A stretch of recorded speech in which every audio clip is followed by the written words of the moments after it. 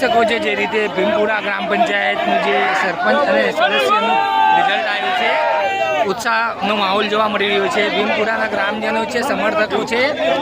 આશાબેન અનિલભાઈ સરપંચ તરીકે કહી શકાય મતગણતરીમાં એમનું વિજય થયું છે, આગળ થઈ ગયા છે અને જીતીને રિઝલ્ટ આવી ગયું છે, જેથી લઈને સમર્થકો મોટી સંખ્યામાં છે.